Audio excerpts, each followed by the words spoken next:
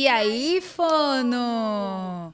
Vamos de especial. Especial de Natal. Especial de Natal, especial porque nós temos uma convidada especial que a gente aqui, na hora que a gente estiver conversando, eu vou chamar ela sempre de Carlinha, porque a doutora Carla, ela estudou com a gente na faculdade, a nossa turma, da nossa turma de faculdade. Amiga. Preciso, inclusive, te mostrar umas fotos que eu tenho aqui, mas eu vou apresentar ela para ela poder se apresentar também.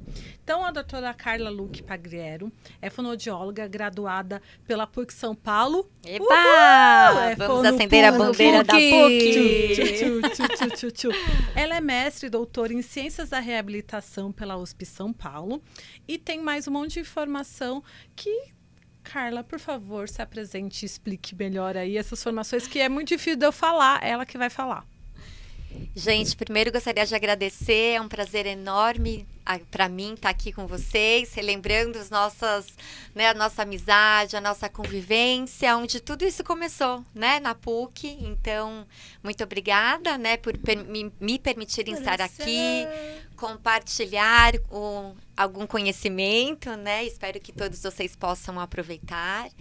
E, então, né, complementando um pouquinho, eu sou fonoaudióloga infantil, trabalho atualmente só com bebês e crianças, então com toda a parte do desenvolvimento, então desde a amamentação, dificuldade para amamentação, até a questão de recusa e seletividade alimentar, primeira e segunda infância, e também questões relacionadas ao desenvolvimento da linguagem, né? Aspectos cognitivos, aspectos fonológicos, fonéticos, enfim, tudo do desenvolvimento infantil. Eu tenho uma equipe interdisciplinar que me ajuda, que são parceiras e que eu sou muito grata a elas também, por me permitirem também ampliar, né, acolher tantas famílias, tanto no ambiente do consultório quanto a domicílio. Muito bom. E aí, Carlinha, depois de toda essa apresentação aí, da gente ficar babando, né, Cris? Porque a gente baba mesmo. A gente adora nossas amigas e perceber esse percurso que cada uma... A gente começou no mesmo lugar, cada uma foi trilhando um caminho e 19 anos depois, com a carinha de 5, estamos aqui e o quanto que a gente continua uma aprendendo com a outra, né?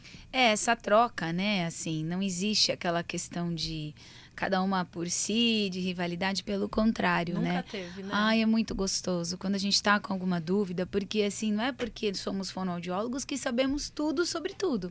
Então, quando a gente tem uma amiga que tem mais experiência em determinada área, que estudou mais para poder atender, né, Carla? Com certeza. Tão gostoso quando a gente tem essa troca, né, que a gente pode contar e com amizade, com parceria. Então, é um presente a mais pra gente receber você aqui, né? Não só pelo seu cacife profissional, né?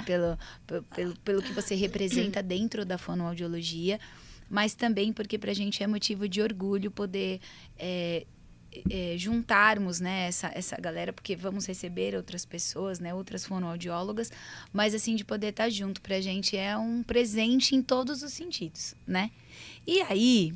Posso começar? Claro, Bom, você falou, né, uma coisa muito importante. Eu vi o quanto você é grata pela questão de receber, de acolhimento. Você usou uma palavra, você falou poder acolher essas famílias, né? Só aí a gente já percebe a FonoPUC, né? Gritando. Em primeiro lugar, né? A gente trata as famílias, né? Nós que lidamos com crianças, em primeiro lugar é a família, né? As famílias vêm com muito sofrimento. Né? Não tem como dissociar, né? E aí, já pensando no acolhimento, né, eu queria pensar num aspecto muito importante do desenvolvimento infantil, quando existe uma questão de prematuridade, né? Então, você lida muito com isso, eu sei que você trabalha de uma forma especial no acolhimento às famílias que têm a questão da prematuridade, né?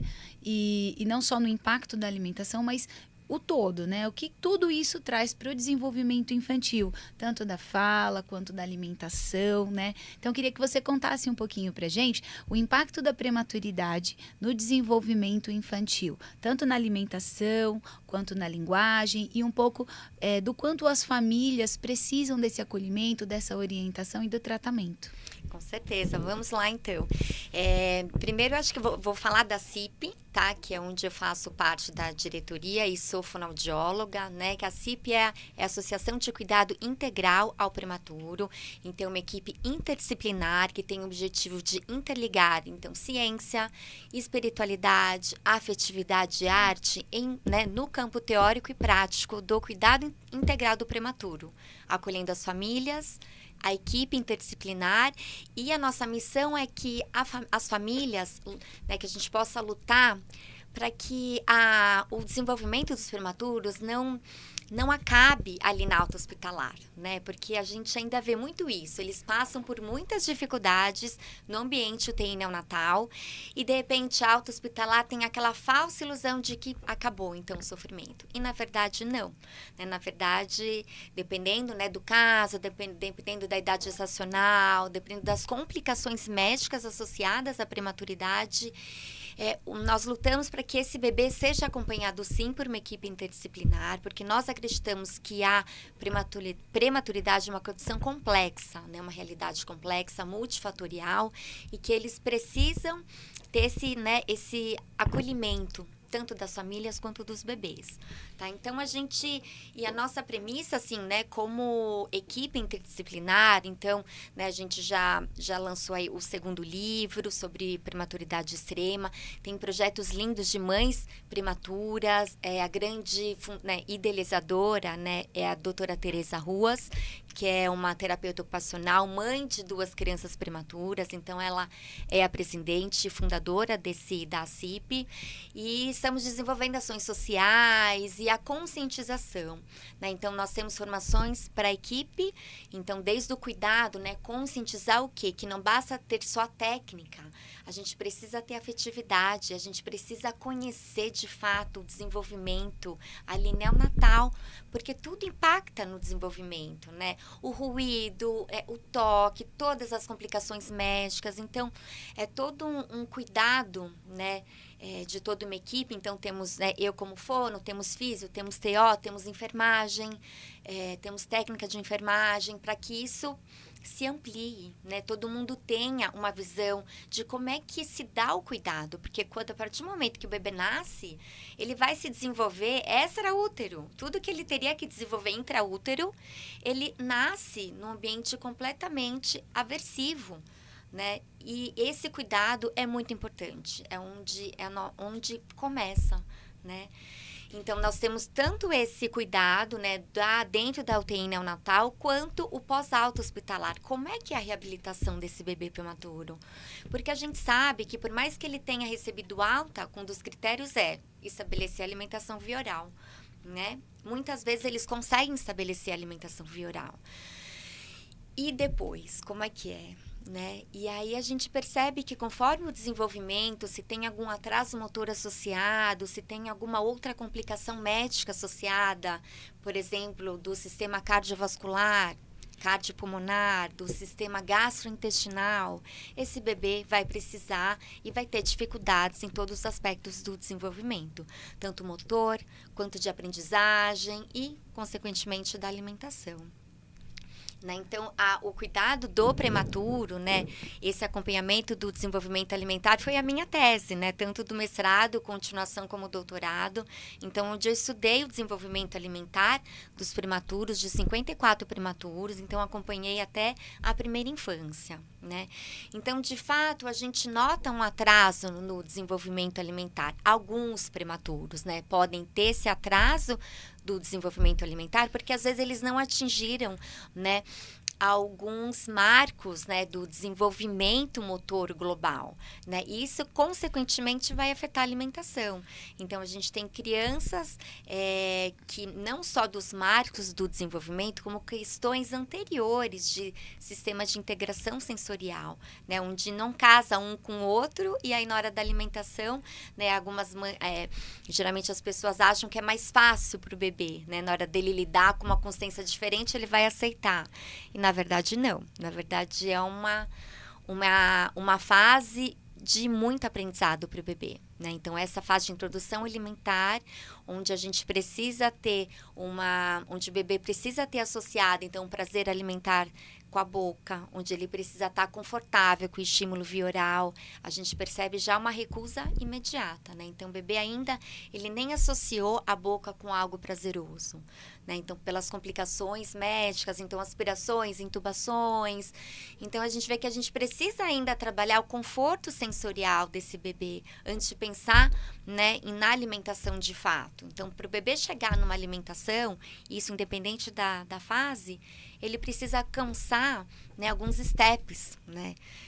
Recentemente eu sou certificada agora pelo SOS Approach to Feeding, pela Keitomi, onde a gente tem vários steps, onde a criança precisa atingir para chegar na refeição, né? Então, às vezes, o caminho, ele é um caminho longo, né? Porque às vezes a gente está pensando só no final, né? Não, o bebê precisa comer. Não, mas para ele comer, ele precisa pegar o alimento, ele precisa estar confortável em olhar, da questão visual, da questão do olfato, ele precisa ter o controle motor de sentar no cadeirão, né, de ter a coordenação visual, mão.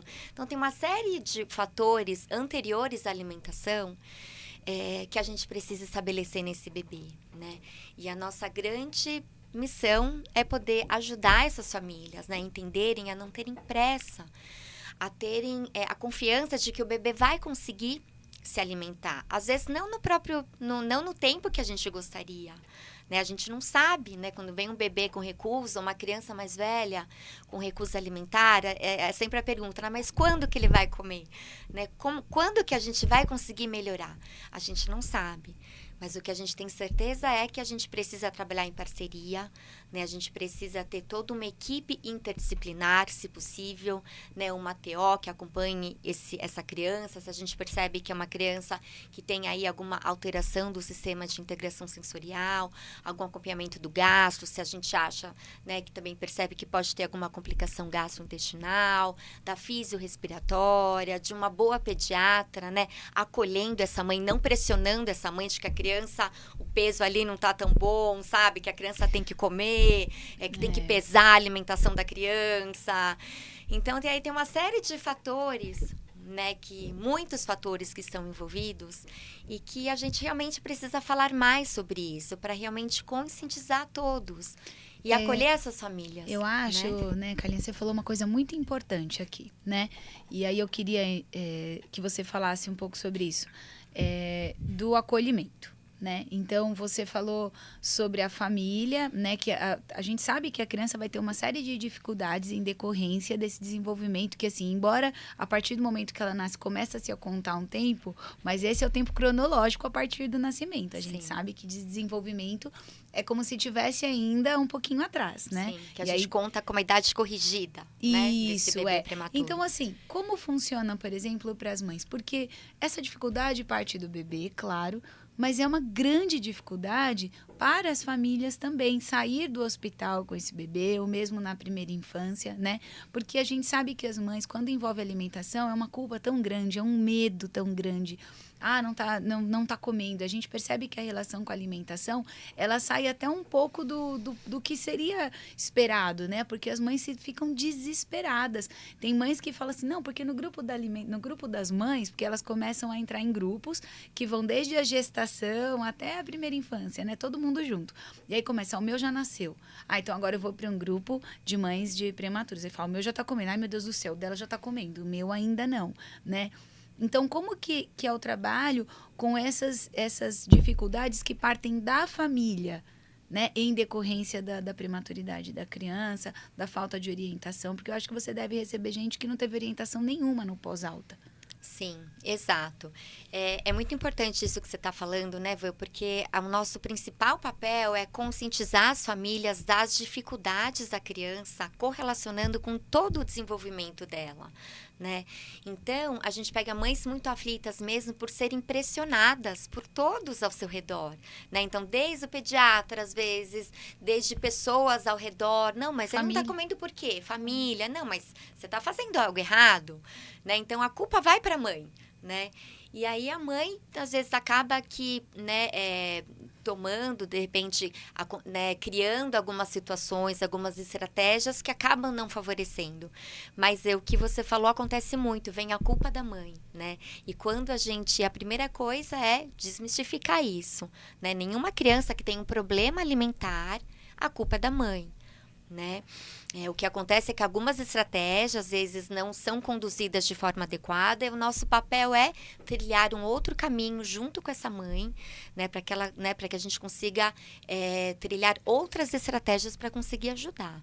Mas, de fato, é conscientizar a mãe onde que está essa criança no desenvolvimento. Então, quais os estágios, então, né, que essa criança está. Porque a gente precisa entender que a alimentação é estágio, é aprendizado. Então, a gente só pensa no lá na frente. Né? Meu filho precisa comer. Sim, ele precisa. Mas, às vezes, ele não associou o prazer oral com a boca. Então, ele não vai comer. Então, isso é conscientizar as mães de que, para ele comer, eu preciso trabalhar questões anteriores à alimentação. Eu preciso trabalhar esse prazer oral. Eu preciso trabalhar essa calma da mãe. Né, o ambiente familiar, então onde a criança está sendo envolvida nas refeições, como é que é o ambiente, né? A mãe está muito estressada, a mãe acaba passando, né, esse estresse, acaba ou forçando a alimentação, ou fugindo ali com vídeos, desenhos, fugindo da criança totalmente ali da relação da alimentação. Então, a primeira coisa é conscientizar, né? Então, qual step a criança está e o que é necessário fazer em cada etapa desse processo, né? Mas sempre caminhando junto, né? Sempre mostrando que a criança, ela faz o melhor que ela consegue. Né? E a gente precisa entender, porque a criança ela só vai adquirir aprendizagem se a experiência for agradável, desde o bebê, né? Se é uma experiência positiva, agradável, a criança está confortável ali na situação, a gente já tem meio caminho andado. Só que a gente tem essa pressão interna, né? Não, ele precisa comer, né? Ele precisa ganhar peso, ele precisa comer. Então, às vezes, isso acaba que tomando um espaço e que, às vezes, os pais não conseguem olhar o que a criança consegue fazer de melhor, né? O que a criança está ali caminhando, né, para que ela vai conseguir chegar na alimentação, né, conseguir comer, né, de fato. Entendi. Tô aqui babando, né? E tô pensando nos casos de seletividade alimentar, que vai acontecer também porque, às vezes, é uma textura, é a cor do alimento. O que você percebe que acontece com mais frequência nessa questão da seletividade? Da que idade, Cris? De repente, uma segunda infância, primeira, eu tô pensando né? nessa... Ainda no ambiente, no prematurinho. Isso. Tá. O que a gente vê é o início, então, da dificuldade na transição, né? Na transição dos alimentos, então por volta aí de 6, 7 meses, né? Onde às vezes a criança não está nem pronta para receber a alimentação. Porque cronologicamente, porque não teria que corrigir mesmo assim? Exato. Então, isso é o principal, é a gente corrigir a idade, né? As famílias entenderem que é muito importante, né? A gente já pensar na idade corrigida, para que a gente consiga aí postergar, esperar esse desenvolvimento da criança até ela chegar numa fase mais madura do desenvolvimento para começar a alimentação. Então, eles têm muita dificuldade em introdução com novas texturas, né? Porque eles estão acostumados com leite, né? Então, coloca na boca, suga, deglute. Quando vem uma outra textura, pode remeter a desconforto, né? Eles não sabem o que fazer com a textura dentro da boca, não associam isso de uma forma prazerosa. Então, por isso que é importante a gente notar, né? A literatura aponta que a criança tem até 1 mês, né, para conseguir lidar com essa textura. Se a criança dentro de 1 mês não conseguir lidar, a gente precisa olhar com atenção. E uma avaliação, né, com um especialista é necessário para que a gente comece a atuar ali no início né? Que coisa, a Carlinha também tá falando de avaliação. Sabe uma coisa que a gente sempre fala nesse podcast? Que é, e sempre mandam perguntas de várias áreas e a gente fala, na dúvida, procure uma avaliação. Exato. Faça uma avaliação, porque não tem jeito. E o quanto mais cedo, melhor. Não, e aí, saindo um pouco dos prematurinhos, pegando esse gancho, né, levando para segunda infância, por exemplo, falando ainda de recusa e seletividade alimentar, não deixa de ser também elementos, né, importantes para se avaliar. Por exemplo, porque o que a gente tem recebido? Mães que googlam, né? Exato. Então, o doutor Google vai lá e fala assim, sua criança não sei o quê. Então, elas já chegam, sem ter passado com nenhum especialista no consultório, falando, olha, meu filho tem seletividade alimentar. Isso quando ela já não vem com checklist do autismo, né? Porque daí ela já associa seletividade ao autismo, né? Mas assim, ela vem com... Olha, meu filho, ele recusa texturas... assim, assado, ele tem preferência por líquido, por sólidos, não sei. Ela já vem com a cartilha, mas ela nem sabe o que fazer com aquela informação. Exato. Né? Então, isso também é uma coisa, é um sinal de alerta, né, Carla? Muito, muito. A gente vê muitas coisas, muitas informações boas, mas também a gente vê informações inadequadas por, infelizmente, né, gente com falta de experiência, né? E o que é necessário é, assim, aos pais, né, deixo um recado aqui para não postergarem essa dificuldade, porque isso vai gerando muito sofrimento na família, né? E a gente percebe que a seletividade, ela é natural, ela pode fazer parte do desenvolvimento. A criança passa até por uma fase de seleção, mas ela volta, né? Então, nesse percurso aí de 2 anos, quando a criança passa por essa fase, começa a ser um pouco mais seletiva, escolher, mas depois ela volta, né? O que eu vejo muito é que nessa fase, então, onde a criança começa a ser mais seletiva, algumas famílias fazem o quê? Acabam apoiando essa seletividade, porque a criança precisa comer, né? Então, acabam... endossando esse comportamento, né? Exato. Facilitando um pouco para essa criança, né? Leva marmita para os lugares. É chamado food jobs, né? Onde são os mesmos alimentos que a criança come, né? Então, a criança passa anos se alimentando, às vezes, só de macarrão, ou só de determinados grupos alimentares, né? De uma consistência. Aí, com 4, 5 anos, de repente, a mãe resolve, né? Ou tem alguma orientação do pediatra, não, agora está na hora da fono. Mas olha quanto tempo essa criança ficou nesse mesmo padrão, né, alimentar. Então, a gente vê que a recusa e seletividade alimentar não é só uma questão, um padrão rígido na alimentação.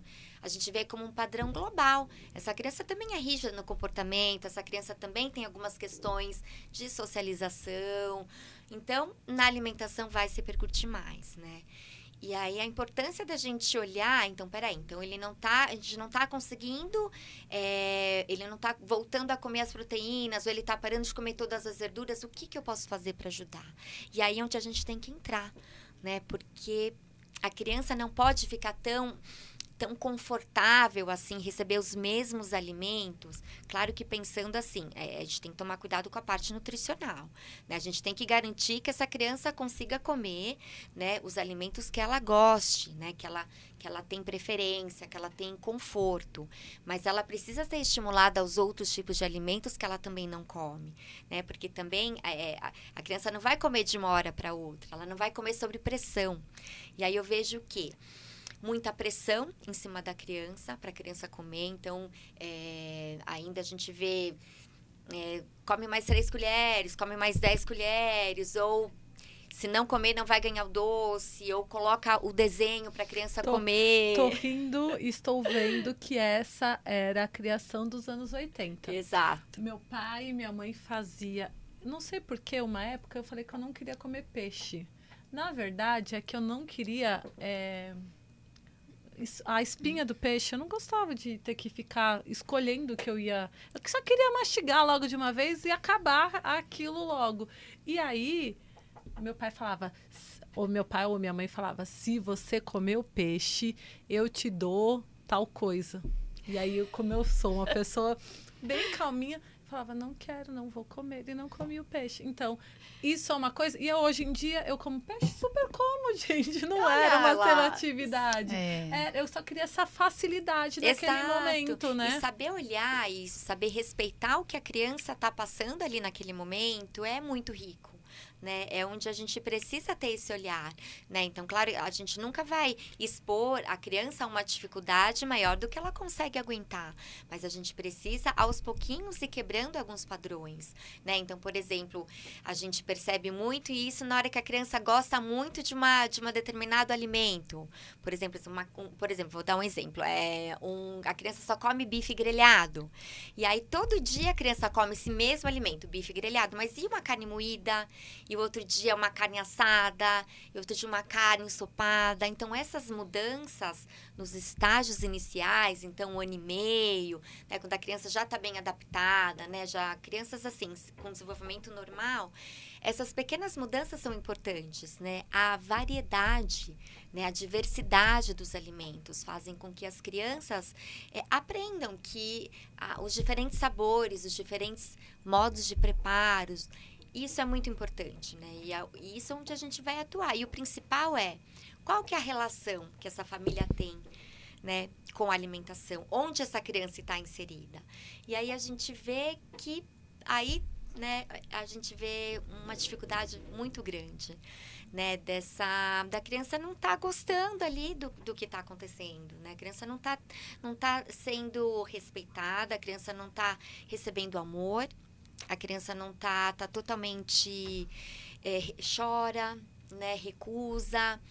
E aí a gente começa a acolher essa família no sentido de que, primeiro, essa criança precisa ser respeitada, acolhida, por mais difícil que seja, né? O principal é essa criança entender a questão do amor, entender a questão do respeito ali na alimentação, onde os pais vão passar, né? Onde a babá vai ali passar, né? Respeitando os limites dela e entendendo que não é manha, né? Então, às vezes a gente vê muito isso, né? A criança não come, não é manha.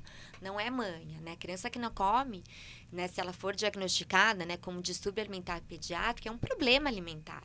Essa criança precisa ser tratada, né, com um outro olhar. Não é manha, né? Não é culpa dos pais, né? Então, a gente vê... E hoje eu sou mãe, né? Pequena Lara tem 3 anos e já passei por algumas dificuldades, né? Dela também não querer comer, dela passar por uma fase de recusa e é desesperador. E né? Como é difícil, né, fazer esse filtro. Porque você está falando aqui, eu também, né, já passei por isso, já vi muitas histórias no consultório, já passei como mãe, e aí você fala, gente, como é difícil entender muitas vezes para a família, né? A família entender o que é manha, o que é um distúrbio, o que pode ser um comportamento, porque tem crianças que têm esse tipo de comportamento com algumas pessoas e outras não. Então, por exemplo, a mãe chega e fala, olha, não come. Nossa, não pode nem ver laranja. Não, olha, põe na boca, você vê que já causa alguma coisa. Olha, arrepia e tal. Não é? Aí chega, você fala, então traz para o consultório, né? Traz isso. Traz uma laranja. Ele não come. Não, mas vamos deixar ali na mesa. E a criança, pá, e põe na boca e come. Mãe, não acredito. O que você fez? Nada, né? Então, tem os comportamentos aprendidos e reforçados, como você falou.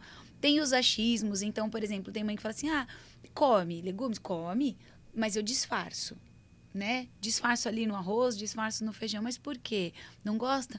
Não, eu acho que não vai querer. Então, eu já, para evitar que recuse, eu já disfarço o alimento. E às vezes a criança não gosta mesmo, né? E aí é uma tentativa da mãe, né? De entrar com algo nutriente, mas aí não tem aprendizagem, né? Porque a gente está garantida a nutrição fazendo dessa forma, né? E a gente sabe como mãe também que é angustiante quando não come, mas aí não tem aprendizagem. Então, a gente consegue garantir a nutrição, mas a criança não aprendeu, né? E a criança precisa estar...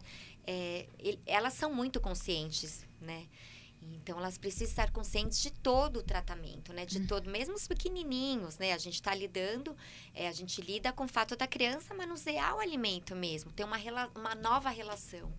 Porque o que acontece que eu vejo? É uma relação onde a criança, ela não tem uma relação afetiva com esse alimento. E aí, ela recusa, né? E aí vem uma pressão externa para essa criança comer. E as crianças não funcionam com pressão, né? A gente sabe, não funciona. Você pode ganhar 2 ou 3 colheres a mais, mas uma hora ela vai parar de comer, né? Então, como é que eu ganho essa relação de amor com os alimentos dessa criança? Então, é através do preparo junto com os pais, é através do quanto que essa família tem essa relação, esse valor, né, no momento da refeição, o que é o alimentar para essa família, né? A mãe senta, a mãe come, às vezes hoje em dia, né, a gente sabe, né, pela dinâmica de trabalho é difícil, mas e no fim de semana, né? Essa criança é inserida em algum momento com essa família, né? A criança vai ao mercado, qual que é o envolvimento dessa criança? Então, a nossa atuação começa aí, né? A trazer essa criança mais perto, né, desses alimentos de uma forma lúdica, de uma forma amorosa, onde a criança vai manusear, vai brincar de uma forma lúdica, né? Para que ela sinta confortável com esse alimento, e manuseando e brincando, né? Porque a linguagem dos nossos pequenos é o brincar, né? É o simbolismo. Então, a gente começa nesse simbolismo. E aí, para depois a criança estar mais confortável, e aí eles começam a comer. Né? Então, desde os maiores, os pequenininhos vão se adaptando, né? Os prematuros, eles demoram um pouco mais, né? Para conseguir mastigar, para conseguir fazer essa transição alimentar, porque é o que eu falei anteriormente, eles precisam estar mais confortável com essa consistência alimentar, né? E aí a gente tem que esperar, né? A gente não sabe quanto tempo, mas o importante é a gente avaliar que essa criança precisa estar confortável, precisa estar bem, feliz no momento da refeição, né? E a gente enfatizar, né? A gente conseguir ampliar o que ela consegue fazer de melhor, né? Essa é a nossa primeira atuação, né? Essa conscientização. Sabe que eu fico pensando aqui, né? Que com todas as informações que nós temos acesso hoje em dia, às vezes a gente fica tentando pegar um pouquinho aqui, um pouquinho ali, um pouquinho lá, juntar tudo na hora, né, de lidar com os pequenos em casa. Você deve receber muitas mães, muitas famílias, né, que precisam desse tipo de orientação. Então, às vezes você fala assim, como que come? Não, eu deixo lá bonitinho, ele tem a mesinha dele, ele fica na cadeirinha dele, eu coloco os alimentos para ele, né? Mas sozinho? Não, sozinho, porque daí eu quero que ele tenha total... Mas a comida, a hora de comer é a interação. É a afetividade. Comida é afetividade. Você está falando aqui agora, né? assim, e assim, você fala de uma forma muito romântica, assim, gostosa de ouvir, né? Sobre isso. Porque daí a gente já entra o quê? O uso de tela. Uso de tela. Uso de maiores tela, recursos. Sim. O maior recurso da humanidade, da maternidade foi descobrir que se eu ligar uma tela e oferecer o alimento, eu tenho a impressão de que meu filho vai conseguir comer mais. Ele pode conseguir, né? Ele pode até comer tudo, né? Só que ele não está envolvido com a situação de alimentação.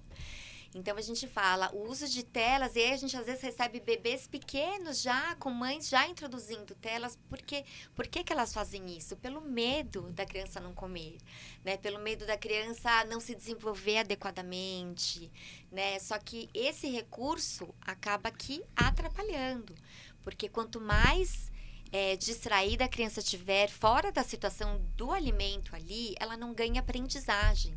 E se ela não ganha aprendizagem, ela vai cada vez mais reforçando essa recusa, né? E comendo só com o celular. Porque às vezes essa criança precisa de distração para comer.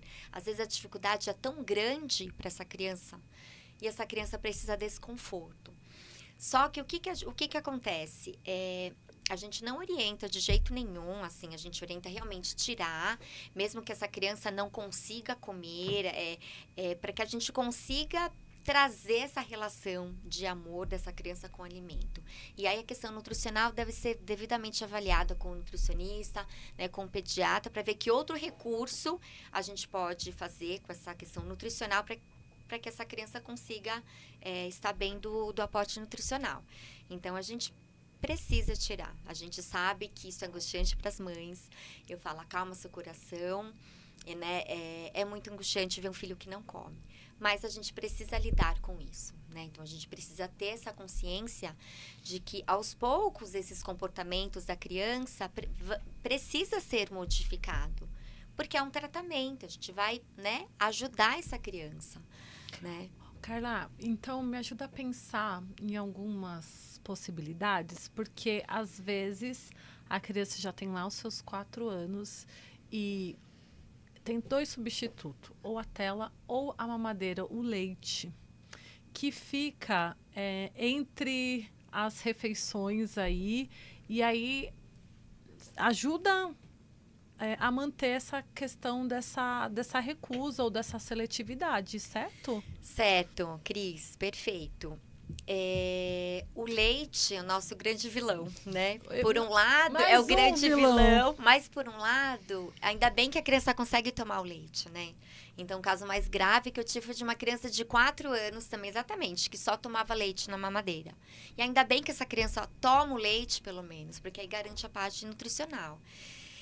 O que a gente precisa fazer, né? Assim, vou falar de uma forma geral, né? Porque o ideal é que passe por uma avaliação, para que a gente possa fazer todo o planejamento terapêutico, né? Todo um programa terapêutico para cada criança.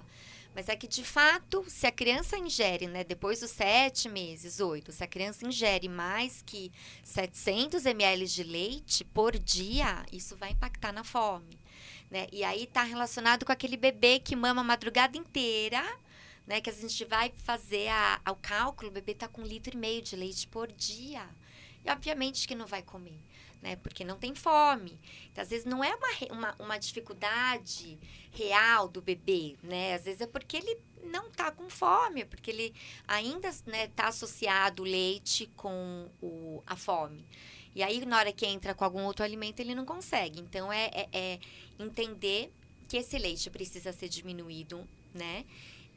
E para esse bebê, para a gente estimular um pouquinho mais de fome. Mas tudo isso tem que ser avaliado, tá? Tô falando de uma maneira geral, para que a gente não acabe atrapalhando a questão nutricional.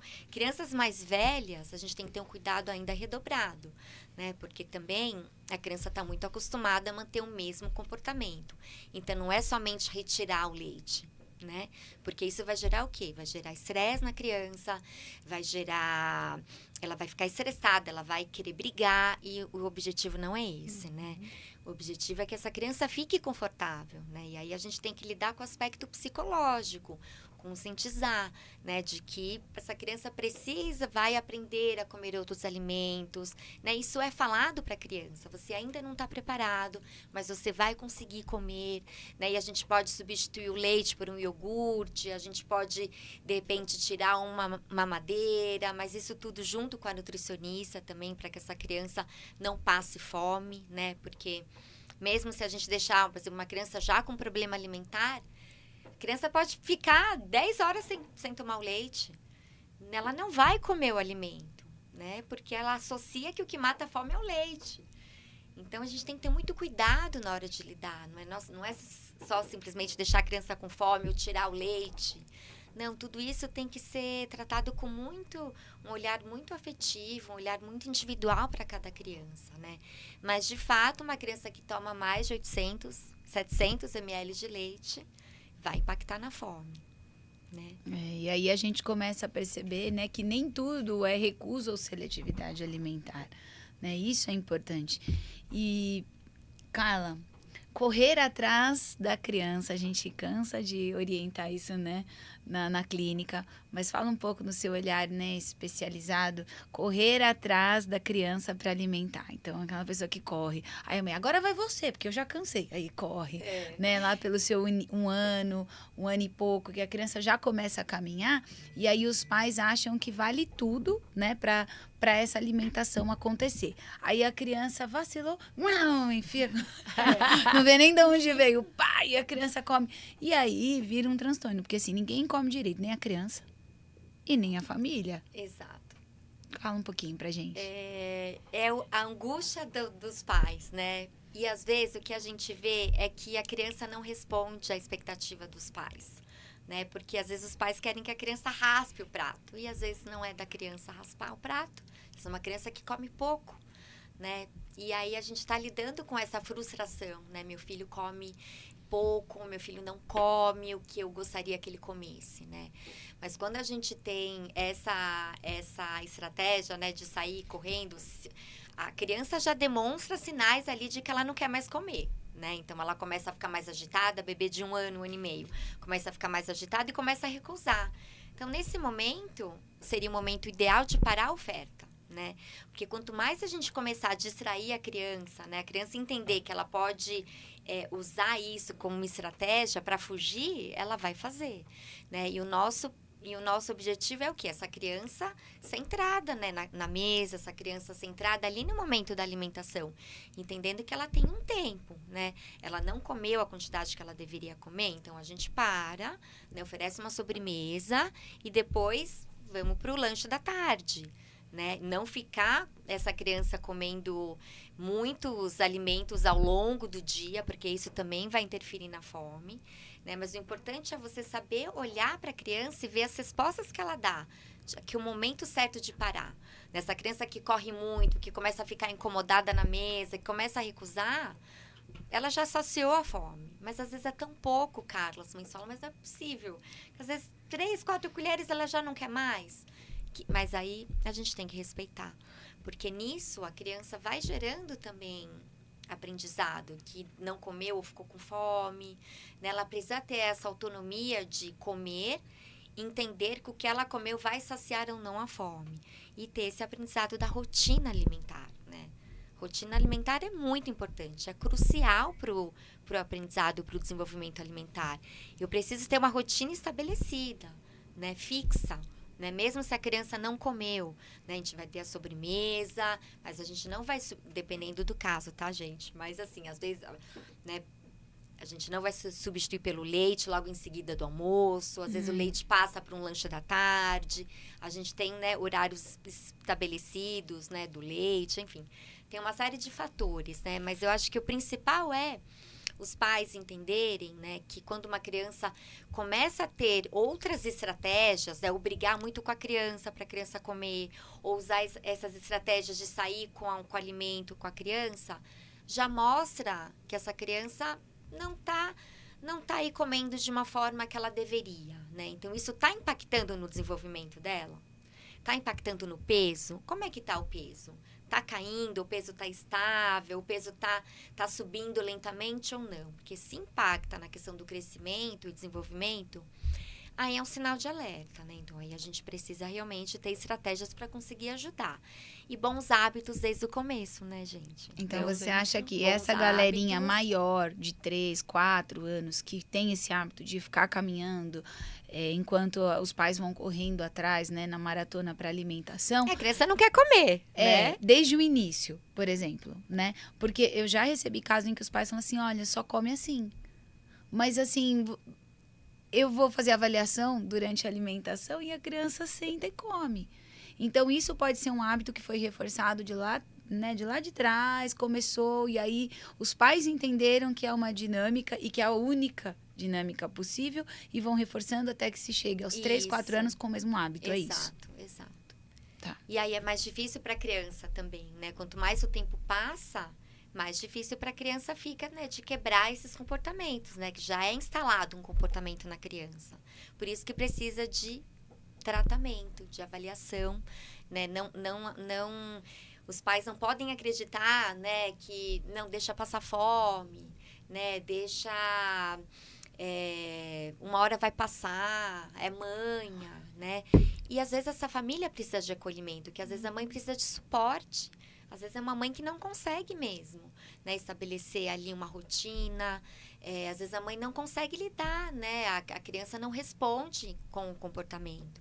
E aí a gente precisa acolher e mostrar novos caminhos para trilhar com essa família, né? Porque é importante ter né, nossa relação com os pais, nossa relação com a criança e a relação dos pais com a criança. É um triângulo, né? Onde a gente vai precisar fazer pequenas mudanças, mas que a gente consegue sim ver excelentes resultados, né? Com essa parceria, a gente consegue ajudar muitas crianças, né?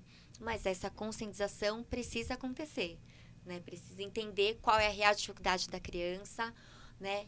e o que de fato a gente pode fazer para melhorar, né? Respeitando sempre o conforto, né? A gente vai sempre respeitar um conforto e a questão da felicidade da criança, né? A gente, às vezes, as mães falam, mas só de olhar para o cadeirão ele já começa a chorar. Então, olha o que repercute isso no emocional da criança, porque ela sabe que ela vai passar por um estresse ali, né? Então, ou seja, de forçar, ou seja, de brigar no momento, né? Então, olha o quanto, né? Como é multifatorial, né? E o quanto a gente precisa entender todos os aspectos, né, que estão envolvidos na alimentação, né? Para conseguir ajudar essa família. Maravilhosa, Nossa, né? eu tô aqui, gente. ficaria umas Que delícia. 5 horas te ouvindo falar sobre isso, que Carla. delícia. Porque essa troca é muito importante, né? Você tem um olhar muito, muito mais aguçado para essas coisas, a experiência profissional, a experiência de estudo para isso, né? E aí a gente entende que quanto, né? De novo, avaliação. Avaliação. Porque quando você fala exato. de tem que ter felicidade, tem que ter prazer, tem que ter conforto, né? O conforto não é o conforto de a criança fazer o que ela quer o tempo todo, né? O conforto é oferecer, sanar, né, essas questões, essas dificuldades, de forma a não causar mais dificuldades, né? É isso. Exato. E estabelecer essa relação de amor, né, dos pais com as crianças, que a gente sabe que isso impacta, né? A gente vê muitos pais estressados que às vezes não conseguem nem brincar, né? A gente vê a relação difícil e aí a gente tenta atuar, né? Tenta não, a gente atua, né, nesse acolhimento. Mas eu acho que essa tentativa é porque a gente respeita o tempo de cada um. Cada um Sim. tem a sua história, né? Às vezes a gente até tem uma estratégia, mas com uma família foi num tempo e com outra família em outro tempo, e a gente modifica a estratégia também porque aquela criança nos mostrou outro caminho, né? Então essa questão da tentativa é porque parece que a gente já tem tudo pronto, mas não tem, né? Não tem. Cada criança é exatamente isso, Cris. Cada família tem seus valores, cada família tem uma história, né? A gente às vezes percebe muitas mães sendo julgadas, né? E o nosso papel não é julgar as mães, porque as mães fazem o melhor que elas podem para os seus filhos, né? Então, nosso caminho é trilhar um caminho diferente, né? Conscientizar a mãe, né, a família, de que é necessário ter pequenas mudanças, mas o julgamento jamais, porque só quem é mãe, né, que sabe a dor que é de ver um filho que não come, de ver um filho passar por muitas dificuldades, de comparar, né? A gente quer que o nosso filho seja perfeito em tudo e às vezes ele não é, né? Ele não vai ser. Então a mãe precisa, né, a família precisa estar bem assistida, né? E ter esse apoio, né, de entender que não vai corresponder à expectativa, mas a gente pode sim estabelecer estratégias, e por isso que o tratamento é muito importante. Então, quanto antes iniciar, melhor, porque aí a gente tem mais chances de ter sucesso, né?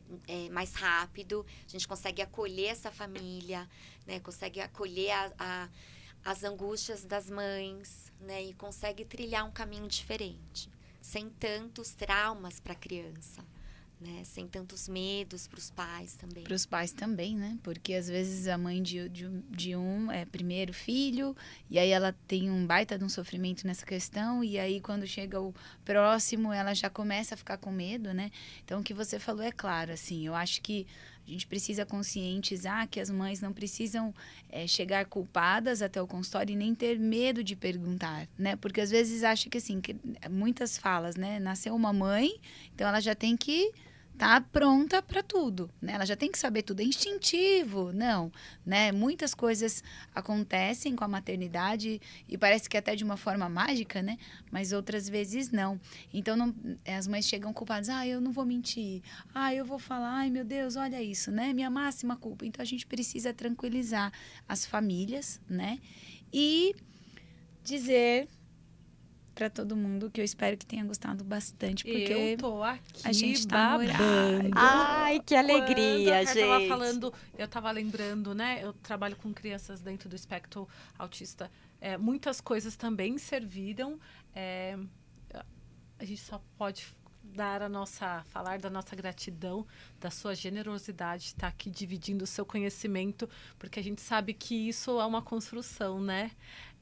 A gente, quando estava lá na faculdade, tinha um sonho de ser fonoaudióloga, de impactar na vida das pessoas, e hoje a gente conseguir fazer isso, e do jeito que você faz, Carla, com muita excelência, com muita generosidade. Amor, cuidado. Sensibilidade. Muito obrigada, meninas. Gratidão enorme estar aqui com vocês, compartilhando isso, aprendendo também, né? Porque a gente está sempre aprendendo. E acho que é nossa grande missão, né? Tem uma frase muito linda que, não vou me lembrar o nome do autor, mas quando a gente lida com uma alma, não é só técnica, né? A gente está lidando com outra alma, então a gente precisa ter essa afetividade, esse amor.